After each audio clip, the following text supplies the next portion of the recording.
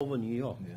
This is why you were invited here. This is why you were invited here. So this is something that's being documented. That's really why I asked you for your date of birth. So this is when we're gone, the day, one day we'll be gone. People will be able to look at this and say, hey, I got the information from this show, and this is what I'm trying to do with this show. So it's not, I'm not looking for fame, or big money. I just want to be able to document the stuff that we have going here. I wanted to ask you, do you teach, say, the form of kunoichi, because for the females? Do you do this, or?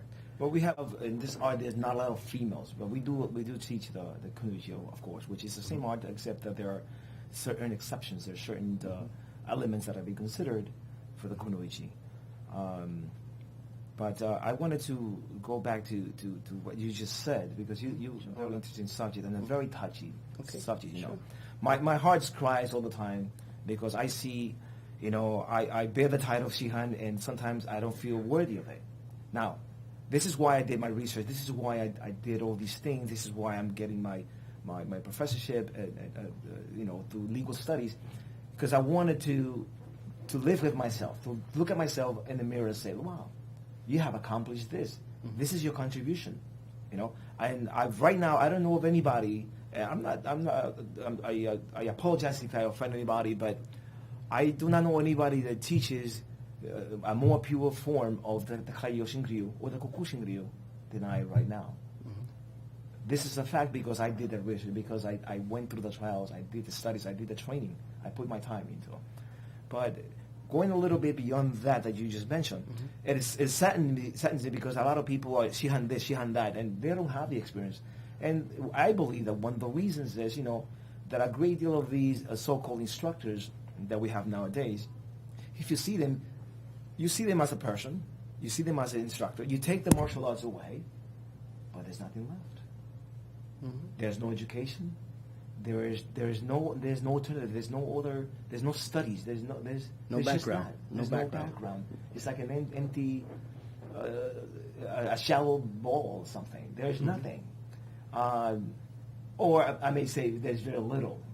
And some of them goes to the extent that if you drive away, if you talk away from the technique, the actual techniques, mm-hmm. just techniques, they have nothing else to say. Mm-hmm. Because there has not been an understanding. They have not been taught. In our school, we believe that we love to educate. And it's very important for the students to know history, to know philosophy, to understand the techniques. Even the names in our ninja art and samurai art, each name of each technique means something. There's a reason why throughout history the masters of old gave names to these techniques, these names. Because it identifies certain elements or certain psychological profile. If you understand that, then you can understand. If you understand what the name means, then you understand. You get a better grasp of the technique. Unjaku. Oh, it's a bird. That Japanese bird does this. Oh, yes, I understand the technique. That's why they do this. So it makes better sense. That's called education. Through not just the technique. The technique, you can find the videos nowadays and learn techniques. But that's just the limit of your body. There are so many techniques that your body or your mind can hold. Mm-hmm. Beyond that, there has to be wisdom. Right. You have to go out of that shell. And this is why a lot of the instructors fail nowadays. They have very little else to do. Or they have done very little else. And we can blame them, because we can blame the teacher from the 60s and the 70s who were opening up dojos and teaching people, making people black belts mm-hmm. without proper merit. Mm-hmm. I agree. It's not so much the certification, it's not so much that you have documentations anymore. Can you show what you know? Can you demonstrate what you're talking about? Can you do this? Exactly. It's not a technique, because when you see that individual in action, you see the person doing the most simplest technique. It will capture your mind. It will capture mm-hmm. your heart. The most simple technique, because that person has content. Mm-hmm. And this is what is lacking now, a great deal lacking nowadays. Right. All the sports karate, that's all good for entertainment. That's all the other things are very good. But we really need to go back to the basics and remember our teachers, our masters of all. We're talking about masters from from the 16, 17, 1800s. They did all the work for us. They paved a way for us. We don't have to make up anything. That's right. It's already there. All we need to do is use those tools to evolve. Exactly.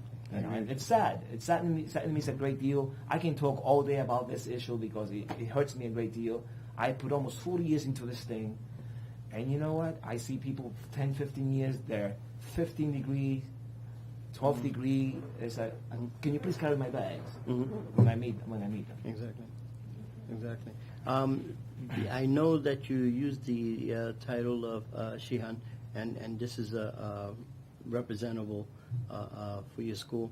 A lot of people don't understand the word Shihan. You might come across a woman bearing the name Shihan. A woman Shihan. Now the word Shihan simply means, and I believe you will agree with me, it simply means master. That's all it means. Master means mister. That's it. You know. But now if the lady is being called Shihan, and she's being called master, which is mister, that means you're calling this lady mister. Mister. Okay. Traditionally, it's not given to a woman. No. Regardless of what anybody thinks, they might think, we're being chauvinistic. This is how it is in history.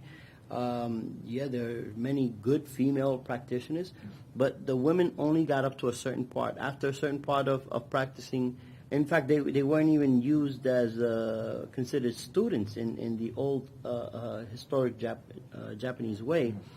They were considered like cattle or weapons to be used. I'm not saying I'm agreeing with it. I'm just saying that that's the way it was. Well, that's the way it was. And so therefore, historically, you don't see women Shihans. Now you come to America, and you see some lady, Becky from the projects, and her name is Shihan. You know what I'm saying? That doesn't roll. I'm asking your opinion. What is your opinion on? And I'm going to ask your wife as well. Yes. She may have a different angle. So I'm going to ask you, what is your opinion of a female grandmaster? To me, nowadays that is acceptable because in the old days, I'm talking about in Koryo or the old martial arts, the titles of positions were mainly made or fabricated for men. Mm-hmm. That was the way of society.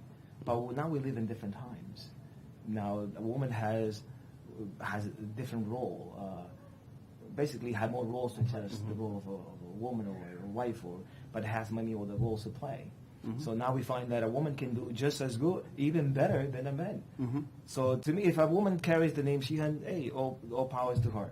But and I'm not sure, but there are other titles that have come up. And remember the one of those titles, or Shihan, all these different titles, Renshi, all these different titles. That's just from the late 1800s, and even the 1900s. That all these things were created to create a certain division, a certain distinction. But that didn't exist. It was just sensei. Mm-hmm. But a woman has, that has a larger role to play in our society. So there's not much I can say about that. Mm-hmm. Sensei Rebecka? Oh my goodness, this is like a sore. Good. Get it out. I'm not big on titles. Yes. I think that a woman's role in the martial arts has served many functions, and one of the functions that it has accomplished is to bring humility where there is so much ego.